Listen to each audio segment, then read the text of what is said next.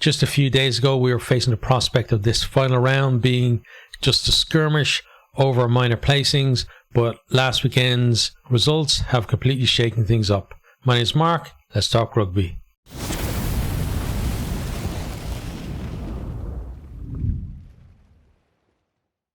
This final round of the Six Nations promised to be a lot more exciting than we were probably, thinking it was going to be before last weekend's results. Those two major shocks that just completely ripped the whole, tournament apart and made it so that there are 4 teams now in with a chance. Some of them a little bit better than others, so all still in with a chance of the title. And then we also have a very interesting, battle for the wooden spoon, or to avoid the wooden spoon as well. So something riding on every game. And, the only thing I think in terms of it being almost a perfect day of rugby would be just the order of the games. If Ireland-Scotland were the final game, that would just make it an absolutely magic game or weekend of rugby, I think, because, France and England would not know what they needed by the time it was done, and we wouldn't face that prospect that if Ireland won, that everything was done and dusted, that we'd have absolutely something riding on every game as it was being played. But other than that, some really great matchups to look forward to. This is obviously just our high-level preview, so we'll talk a little bit about each of the matchups, where the teams are. We'll touch on a little bit of stats, not too much. We will do more stats in the individual, game-by-game previews that we do as well, where we can, talk a little bit more in depth about each of the teams, looking at the team selection, etc. This one is not about that. This is just high-level stuff of where teams are relative to each other, as I said, and kind of some stats to look at where, patterns for teams as well. So I'm going to start with the first game of it. So all these games are on Saturday, 16th of March. First game is Wales versus Italy. It's at the Principality Stadium, and kickoff is 2:15 GMT. So adjust to your local time from there. And for those watching in Ireland, this game is on RTE. So Wales, at the moment, sitting bottom of the table, and they haven't won, 0 from 4 so far, taking on an Italy team who should have beaten France, did beat Scotland, and could realistically be coming into this game looking to win 3 games in a row in a Six Nations. That's how good they're playing. They, ran England close as well in the opening game. Let's not forget that. And the only real blip they had this year so far was being nilled in Dublin by Ireland. But I think that nilling in Dublin was important for them, because we saw after that game they start being a little bit more pragmatic and actually taking their points from the tee. And I believe that helped them in terms of, drawing with France. They could have beaten France if not for a problem with the tee itself, not actually taking the points. And then against Scotland, it was very instrumental in keeping them in the game. When Scotland were threatening, scoring tries and running away with it, it kept them in there, and then they were able to get their attack going as well, and that helped them to get over Scotland and get the win. So the fact that they're taking their penalties, I think, has been a big change in Italy under Casada, compared to last year in the Six Nations, where we didn't see them doing as much. You saw them going a lot for, go to the corner, try and score tries, try and run the ball from everywhere. So very different for them. Wales, I think, need to start taking that approach as well if they're going to get a win. I cannot see Wales winning this game if they don't score more than a couple of penalties, honestly. Now, they could obviously score a ton of tries and just walk away with it, but it feels like it's going to be a tight game, and tight games, penalties can often make be decisive there. So taking your points from the tee is going to be a very important one in this one. And we're going to look at some of the stats between the two teams as well before we talk a little bit more. So first of all, tries scored. Wales at the moment have scored 10 tries. They're in joint third. They have the same amount of tries as France. More tries than England and more tries than Italy, but still the only team that haven't won a game in this Six Nations. Part of the problem they have is 4 of those tries that they scored were against Scotland, the opening game where they lost by a point.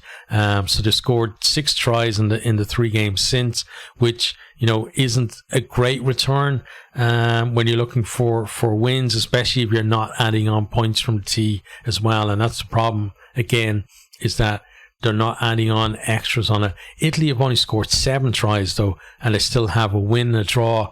Again, they ran England close and got nilled by Ireland. So their 7 tries split across 3 games. But it was enough again for that win against Scotland, to draw against France and almost beating England as well. But I'm sure Italy would like to, their attack to fire a little bit more and to score more tries. But so if you're looking at, in terms of average tries, at least Wales have the upper hand on that one. Next, then, what we're going to look at is successful penalty kicks, where it flips completely the other way. Wales bottom, they've only scored 1 penalty in the whole tournament, and that was actually last week against France. And Italy have scored 7, and those 7 again have been instrumental, in getting the draw against France and getting that win against Scotland as well. Without those, they don't pick up match points in either of those, I feel, or at least they don't, pick up a draw and a win in those 2 games. So Italy changing their approach, and it's really good to see that as well, that a team can have kind of a philosophy, and then they can look at it and go, listen, we want to play a certain way, but we still have to be, thinking of the whole thing of like, wins are going to bring the team on. And if that means kicking our points, we're going to kick our points. And that's what they've done. Wales, I think, need to, and Gatland as well.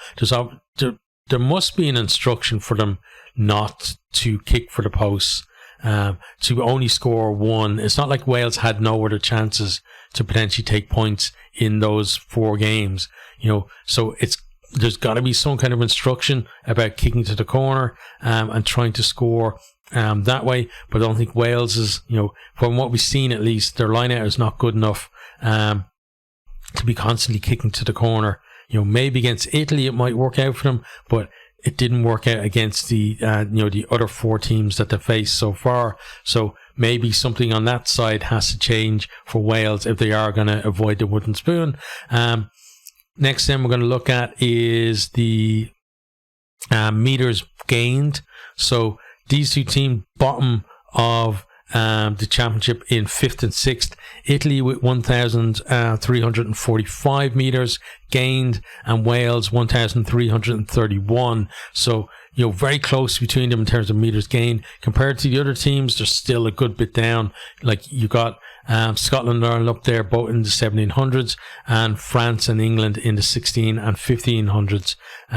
So they're a good 200, 300, 400 meters depending on which team you're looking at behind the rest.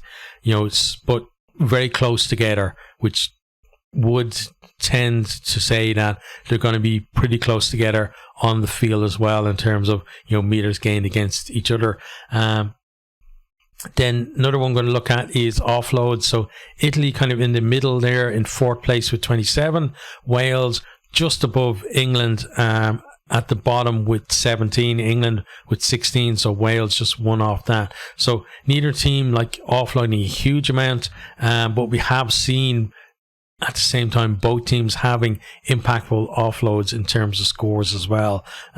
So they may not offload all that often, but when they do, it can have impact as well. So that's something to look out for. Next then we're going to look at is kicks and play. So Wales in fourth place with 113, but it's very tight in the middle there. And then Italy in sixth place on 99. It's not a huge difference between the two teams, honestly. Like 14 kicks over 4 games, like that's 3.5 kicks a game difference between them. So, you know, and when you look back to last year, Italy did not kick the ball at all, you know, and a lot of Italy's kicks this year as well are exits from the 22, which is really helping them in terms of, you know, one, just playing in the right areas of the field and not being put under pressure and, you know, beside their own line all the time.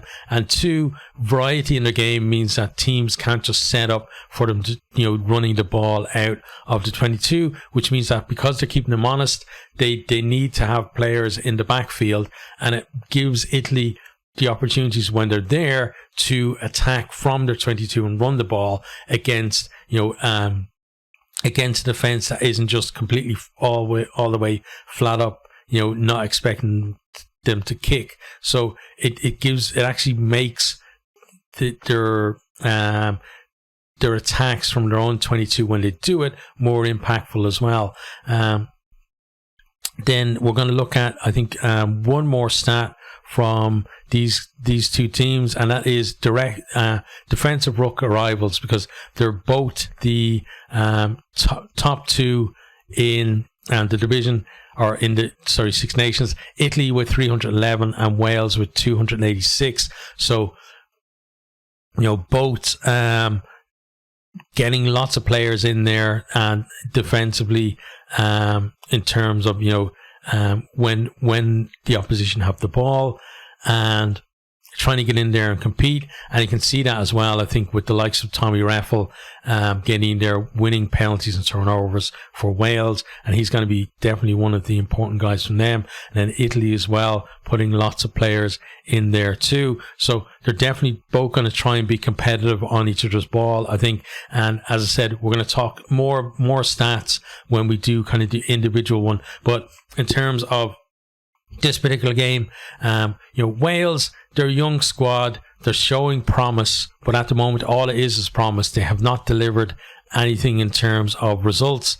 Italy started off showing promise, but then they started to deliver as well. They got that draw, they got that win, and they've got to be on a big high now, thinking that, you know, if they can beat Wales, they obviously avoid the wooden spoon, but also they have that potential to finish higher up the table as well, because the teams that lose on Saturday, like, you know, are gonna be somewhat reachable for Italy, you know, because Italy at the moment, they got 7 points, so potentially they could go above one of the teams that lose. I'm not sure, you know, possibly two teams at the outset or at the outside, but, you know, there's certainly potential there to leapfrog one team and kind of finish fourth in the table, which would be a decent result for them. And then having 2 wins and a draw from a Six Nations would, you know,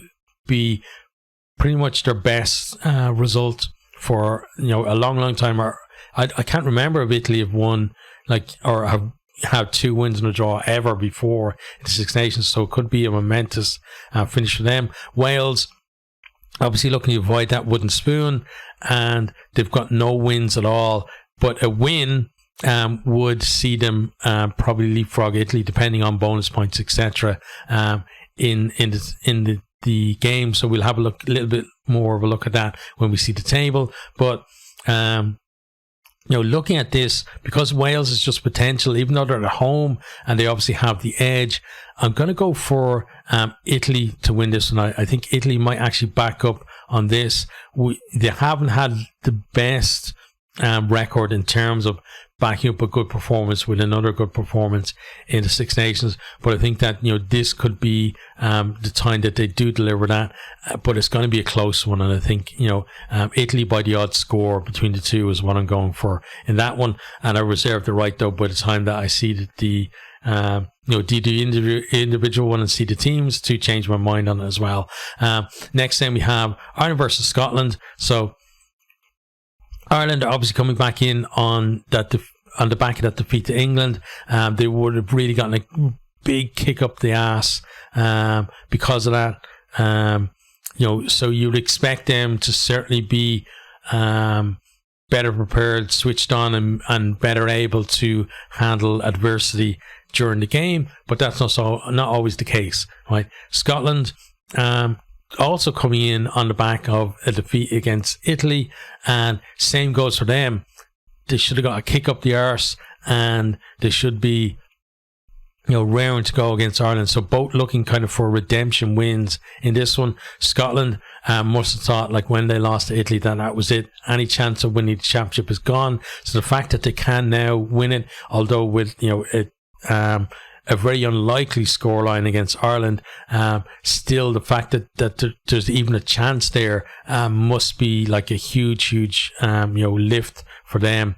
And both teams looking to finish on a high. Scotland have had a very mixed championship, but they're still in there with a shout of actually lifting the trophy. And we've seen Scotland go into the last two rounds with a chance of lifting the trophy, and then they get and arriving then in the final round and not really having a realistic chance of winning it. Although sometimes I'd say with Scotland they kind of flatter to deceive throughout the tournament, but here there is a route for them to actually win this thing. And again, it might be unlikely, but that's where in rugby, this is where we see special teams emerge and special things happening, is where we don't predict it. It's not, if everything was just kind of a line graph of what went before, well then there's no point in playing the games, and there wouldn't have been any point in playing the games last week either, because then you would have had Ireland beating England and Scotland beating Italy, and it just would have gone on to then Ireland beat Scotland and Ireland are the champions and blah blah blah, right? So we can't always just look at what's happened previously and just go, well, obviously Ireland are going to beat Scotland. Most people, I think rightly, would say Ireland have, in terms of those two teams, are the most likely to win on Saturday. You absolutely can't take that away from them, but still you cannot just rule out a Scotland win either. And I think the only people ruling out a Scotland win are the same idiots that ruled out an England win last weekend as well. It's always possible, no matter how little you think it is. But I think looking at the relative strength of Scotland and England over the last few years in this tournament, you would say that a Scotland win against Ireland was more likely than an England win against Ireland, and England did get the win against Ireland. So therefore you can't just dismiss, I think, a Scotland win. But we're going to look at some of the stats between these two teams.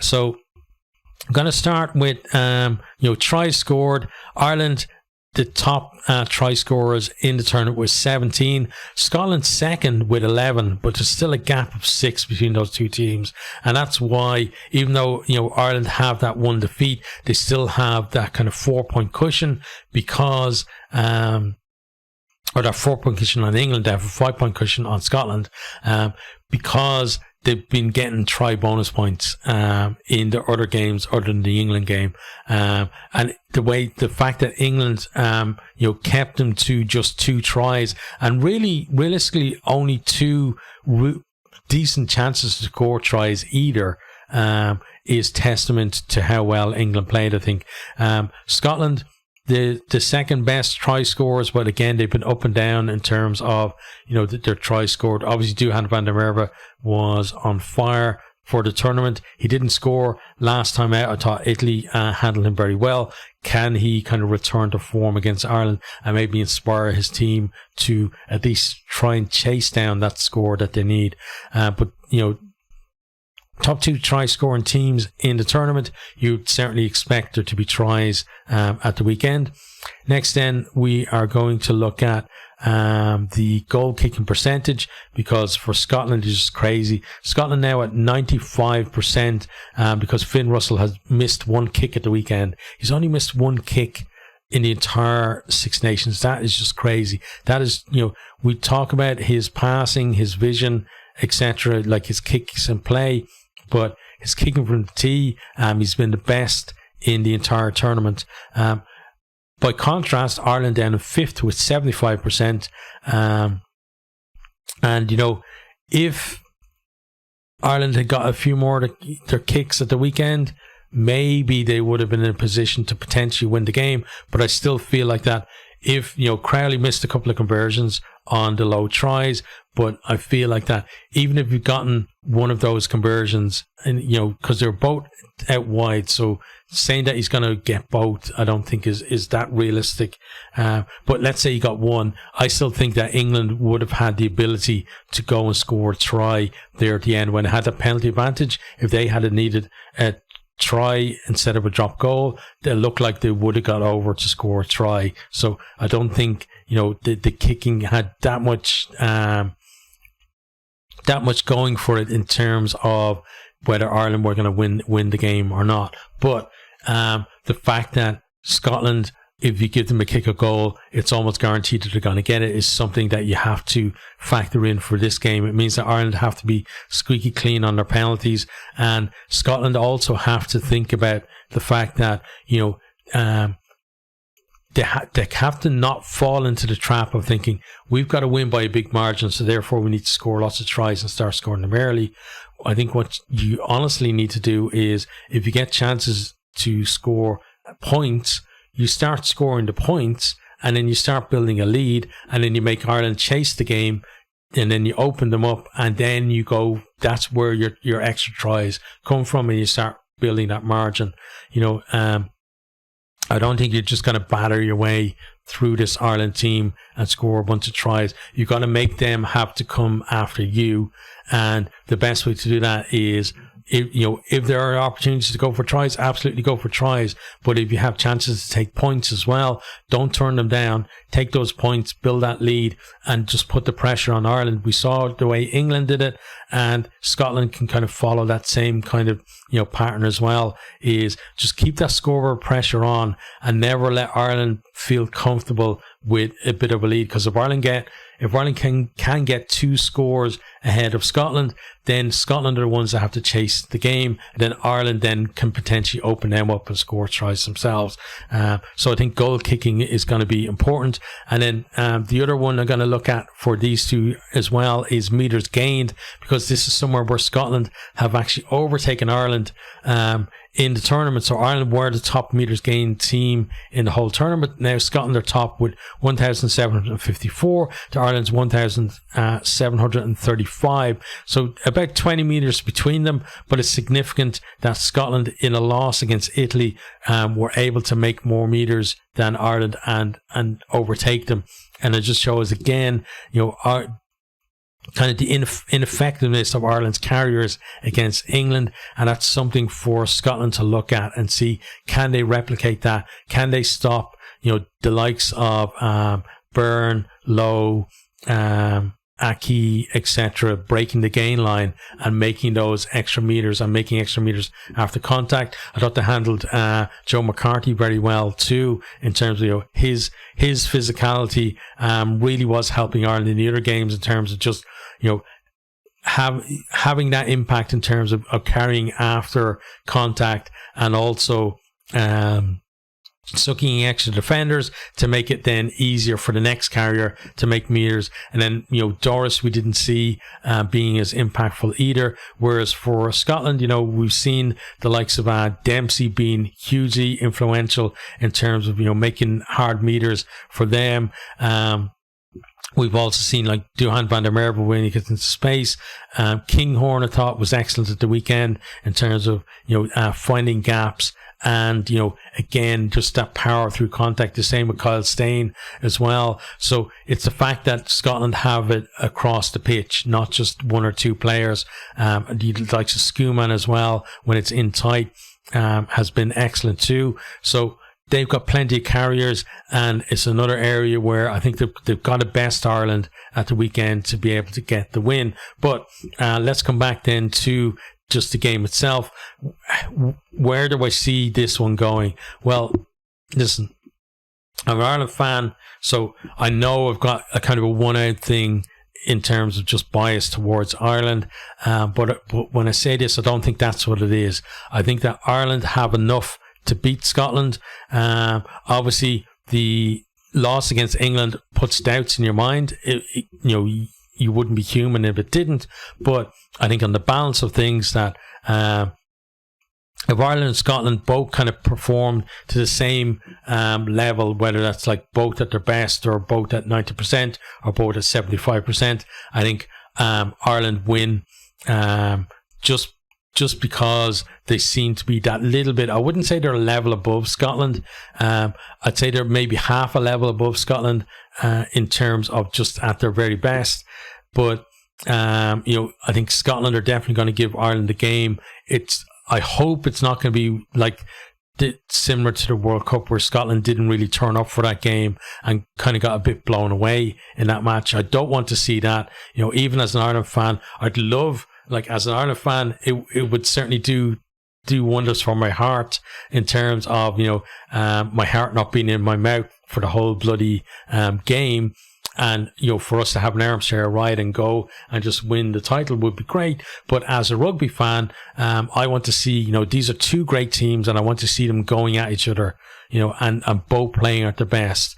For me, you want to beat teams when they're at their best. That's why, if Ireland had been able to beat England, even if people say, oh, Ireland didn't play that great, but they still won, it would have been an Ireland team beating England where England had risen up way above where they played for the rest of the tournament. And it would have been a kind of a special win for Ireland, I think, there. But England absolutely deserved that win. But on Saturday, I want to see Ireland playing a Scotland team who have come, to really put it up to Ireland and going to make things awkward for Ireland and make Ireland scrap and fight for every point. And I think that's going to be a more enjoyable game, not just for me to watch, but for everyone to watch as well. And as I said, the part of me that doesn't want to have a heart attack on Saturday would prefer if Ireland were kind of coasting by 15 or 20 points or something for most of the game. But honestly, I think Ireland will probably win the game, but it is going to be tight for a lot of the game as well. I think there will be a lot of sweating and palpitation from me in that one, but Ireland will come out on top. Okay, so the final game, it's called the Crunch now. I don't know, it's been a few years since they brought out that name, and it seems to have stuck for this game. But France versus England. So this one is at the Groupama Stadium, and kickoff is 8 p.m. and it's on RTE. The last game, I didn't actually mention that. So Ireland versus Scotland is obviously in the Viva. Kickoff's 4:55, and in Ireland it's Virgin Media where the coverage is. So back to France, England. So two teams that certainly look like any chance of a title was gone for them after the third round, and suddenly both resurrected in the fourth round. But they both kind of similarly need to absolutely destroy the other team to have a chance to win the title, because for England obviously have a better route or a more realistic route to the title, simply because they have one more match point than France.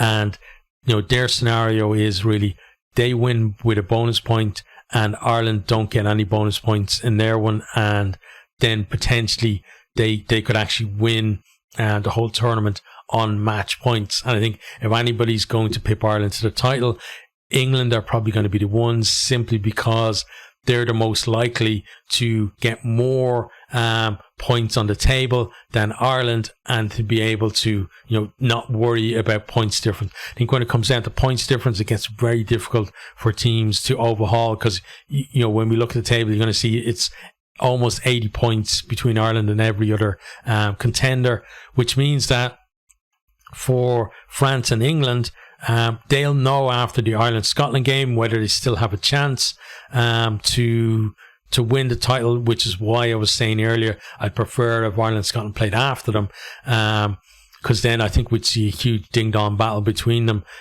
If there's still a chance to win the title, we absolutely will see that. If Ireland have beaten Scotland, then it may be a tamer affair, but there's still a lot to play for, because the winner of this game is probably going to, is definitely going to finish in the top three, and potentially, if there's even no title for them on the line, will probably finish second in the table as well.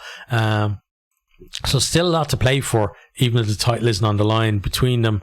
You've got France, who, coming in on, they had, they had a very mixed tournament, got absolutely, kind of thrown around almost by Ireland. And I don't mean physically, I just mean because, like, Ireland are not, they're not that tough in terms of, especially against that French team. But I just mean in terms of the way that game went. It just felt like Ireland were in control, and were just holding them at arm's length for the whole thing. So they went from that. Then they had the game against Scotland, where they should have absolutely lost and somehow found a way to win. Then the game against Italy, where they looked in control and threw it away. And then the game against Wales, where it was, back and forth, and then they finally emerged for, to get the win. So very mixed tournament for them. England, they beat Italy, although, Italy really pushed them a lot in the first round. Then after that, then comeback win against Wales, then against Scotland, leading against Scotland, and then they lost, and kind of, again, I talked about this with somebody in my comments, is that I don't think without that England lost to Scotland, I don't think you see that England win against Ireland, because I think a lot of the lessons learned in defeat by England in that Scotland game helped them to be hugely better prepared for the game against Ireland, in terms of, handling, just running lines, the setup of their, basically their alignment in defence and attack, etc. Would not have been as good against Ireland if they had not, if they somehow found a way to scrape against a win against Scotland. I think they lose that game against Ireland. It's just my feeling. I could be wrong, but that's how it felt to me. But they lose that game against Scotland, and then they deliver that amazing performance to beat Ireland. So again, another team who have been up and down a little bit through the tournament, but it feels like England's trajectory overall is kind of upwards, whereas France over the Six Nations has kind of been downwards, and the two are kind of meeting at a kind of similar level, I would say, at this point in the tournament, which makes this a really interesting game to see. Can France kind of redeem themselves and kind of start going back on an upwards trend, or are England, is this kind of almost a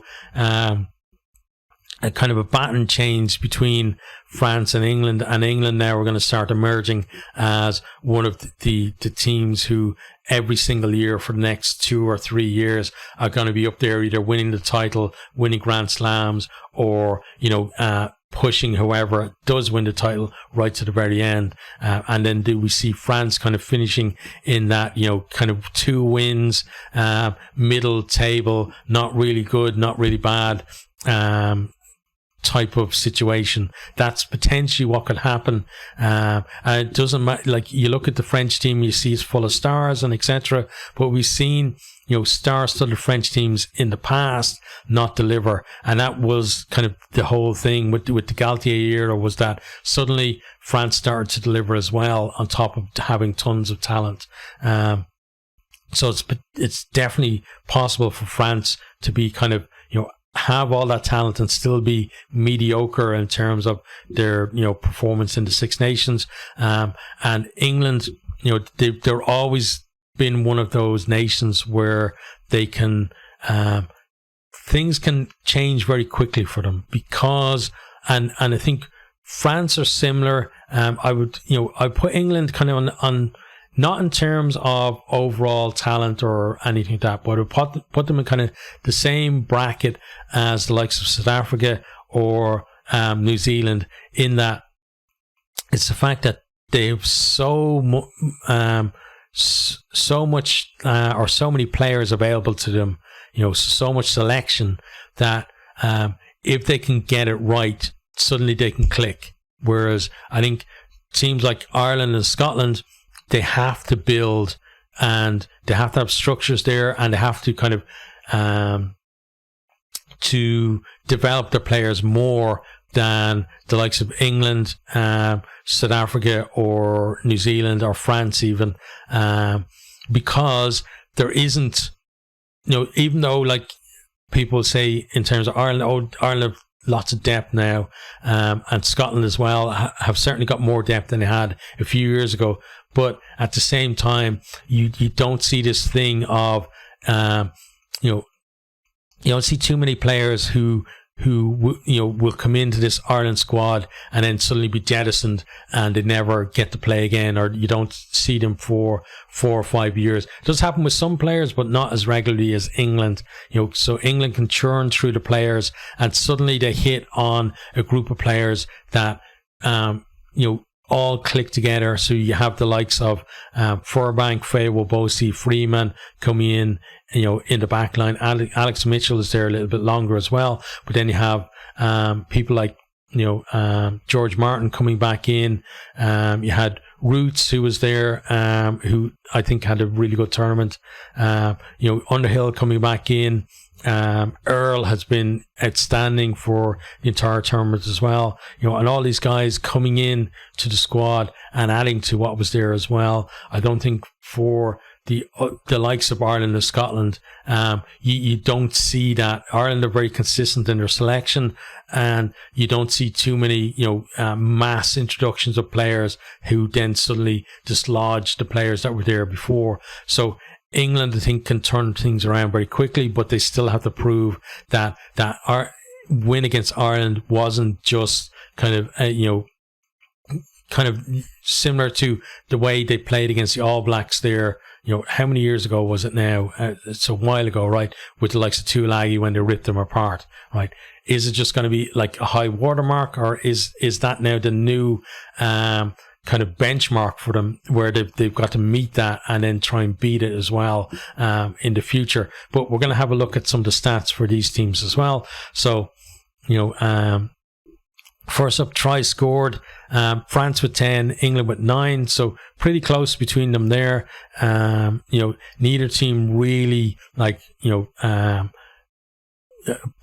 France scored obviously a lot of tries against Wales, but other than that, neither team really scoring a ton of tries in any of their games. But I'm expecting more tries from both teams at the weekend. Then the next thing to look at is the carries. So France and England towards the bottom, 460 for France and 408 for England, and the only team who carried less than those two are the only team is Italy with 382, so towards the bottom of that. But then if we look at attacking 22 entries, both in the top three, England actually with the most attacking 22 entries with 42. And until that game against Ireland, really, we weren't seeing much of a cutting edge from them. We saw a little bit in the opening against Scotland, but we saw them being clinical against Ireland on a couple of occasions, and they're going to need more of that against France. France with 34 and just three behind Ireland, but not really producing the scores to back that up as well. So you certainly, from both teams, you want to see them scoring more points when they get into the 22. And then the last thing we're going to look at then for this one is line breaks. So England with 21 line breaks, which is second to Ireland at 32, and France in third with 20. So both teams, even though they haven't fired that much, have been getting more line breaks than the likes of Scotland, Italy, or Wales. And it's just a case of being able to finish them off a little bit more. I think we talk about with France, obviously missing Dupont, and part of the thing with Dupont, him being missing for them is the fact that when they would make a line break previously, you knew that he was going to be on the shoulder of that guy who's carrying to support him. So it's support for the person who makes a break hasn't been as good this tournament. It doesn't just lie on the 9 to do that, though. It's a lot of other players as well need to step up and do that. And the same with England as well, is that you need that belief, I think, that the guy is actually going to make the break, and then you've got to gamble ball and go and make sure that you're there. You know, it's about being there on the shoulder to take the pass rather than arriving maybe a half second to a second later and just having to clear out a ruck rather than keeping the ball going. So, you know, both teams definitely have the potential for that. But we look at more stats when we look at the individual ones as well. And then just overall in terms of this game. So, you know, it's hard. This is the hardest one for me to pick, honestly, of the three, because you look at France, they're home.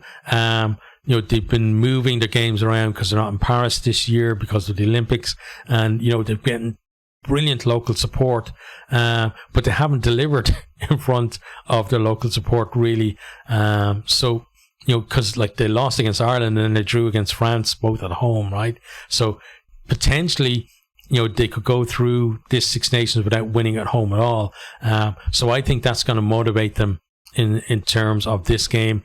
England, you know, there's that kind of thing of, because it's a new, it's kind of hard to say it's a new England team. It's not new because, you know, some of the core of the World Cup team are there, you know, Borthwick's players, etc. And then some of the new players are there as well. So it feels like kind of, you know, a 1.5 Borthwick England, if you like, rather than kind of, you know, 2.0 or whatever. But still feels like a new team.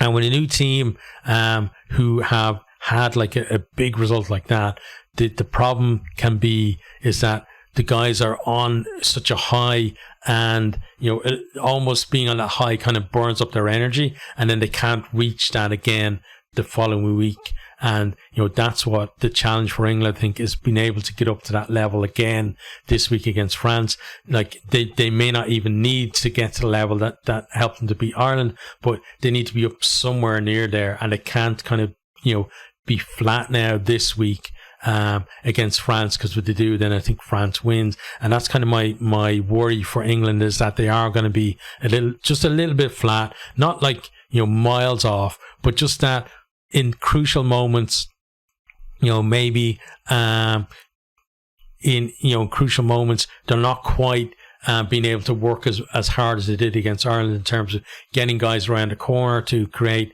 you know, mismatches and overlaps, or working the other way in defence to, you know, have that line speed the way they did against Ireland, which was excellent. They might be just a tiny bit off, like even like, you know, half a metre off in terms of where they are, and that could be enough, I think, for France to take this one. So because of that, I'm going to go for France again to squeak a win. And I honestly think that, you know, in all of these games, I could see every single game coming down to one score between the teams, because it just feels like, because of what's happened in the last couple of rounds, that teams are a lot closer matched than maybe we thought they were in the first couple of rounds. But yeah, that's that. So next we're just going to have a quick look at the table, and then we shall end the video after that. So first, we got Ireland there on 16 points. So for them, I think a bonus point against Scotland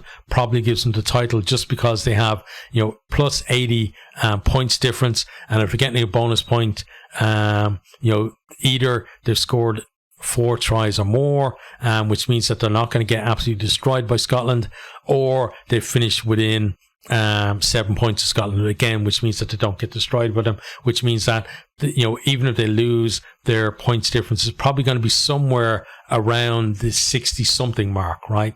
Or maybe even 70 something on a loss. Obviously, if they win, then they're champions. If they draw, they're champions. If they get 2 bonus points, so losing bonus point and try bonus point, still champions, because nobody could catch them, right? Basically, Ireland need to get, I think, to 17 match points, and then that makes it very difficult to be caught. If they get to 18, it makes it impossible to get caught, and anything 18 and above means they're champions. So they've got the clearest route to the title, and that's why they are favourites to lift it. Next, then you got England in second place. They've got 12 match points, and because of that, you know, it means that they're only 4 points behind Ireland, which gives them again the most realistic chance, even if it is a bit of a long shot, compared to the others in terms of lifting the title. So for them, pretty simple.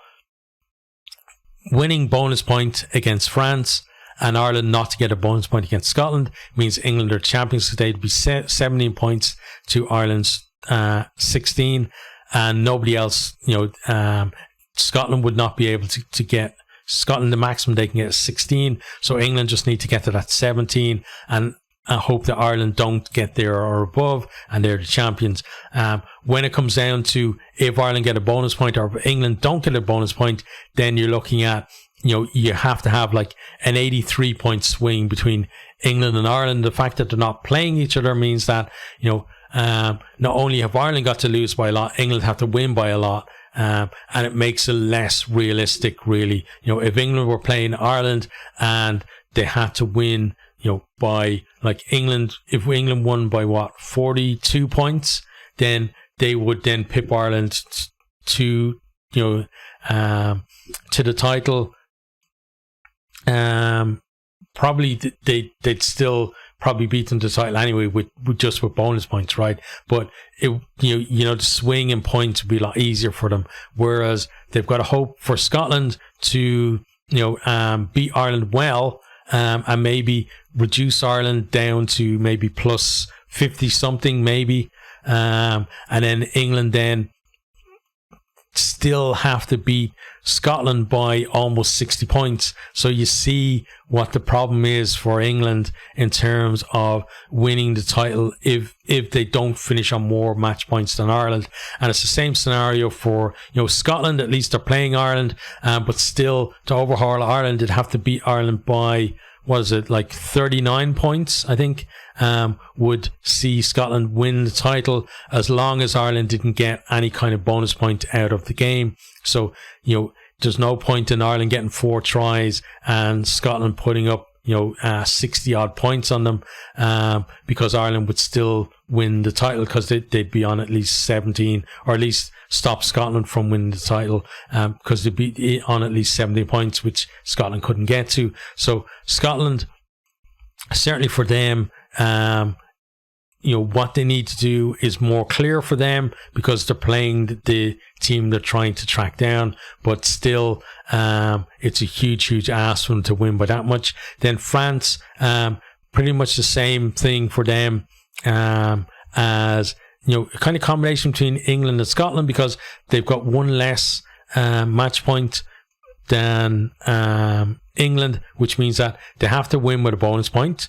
If they don't, they can't catch Ireland, so that's title gone for them. And then even if they win with a bonus point, they've got to win by a huge margin as well. Now, they did hockey England a few years ago, but even that scoreline probably wouldn't be enough for them to overhaul Ireland's points difference. And that's why Ireland are such big favourites, because first of all, if Ireland get any kind of bonus point, immediately Scotland and France are out of the hunt for the title, which leaves only England, and then England then would absolutely have to destroy France to then potentially overhaul that points difference for Ireland. So there's so many more routes to the title for Ireland, and then each of the other teams have, like, England have 2 and the other 2 basically have 1 each, and all of them are difficult, and all of them rely on other teams doing something for them as well.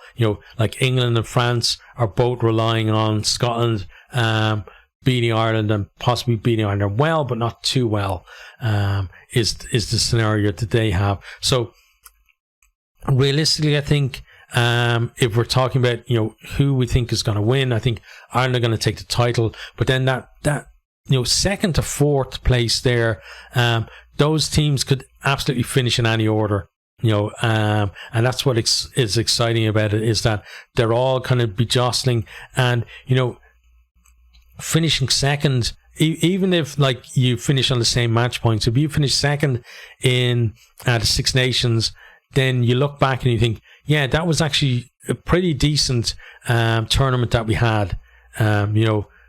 Whether that's true or not on your games or not, if you finish second, you got to say that was a decent Six Nations.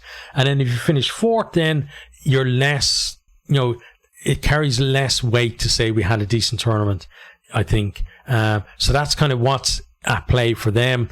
Then down in 5th and 6th place, we have Italy on 7 points, Wales on 3 points. So Wales for them, if we look at the points difference, then there's not that much between the teams. So Wales could, beat Italy and not score 4 tries and still beat them by enough points. Like if they beat them by what? So there's 11 points between them. So if they beat them by 6, if they beat them by 6, obviously Italy get a bonus point. So then Wales would have to get a bonus point. But if they beat them by more than 7, so 8 points, then Wales, as long as Italy don't get a try bonus point, then would finish 5th. So for Wales, it's pretty simple in terms of being able to overhaul Italy, deny Italy any kind of bonus point, and beat them by 8 points. For Italy, even simpler for them.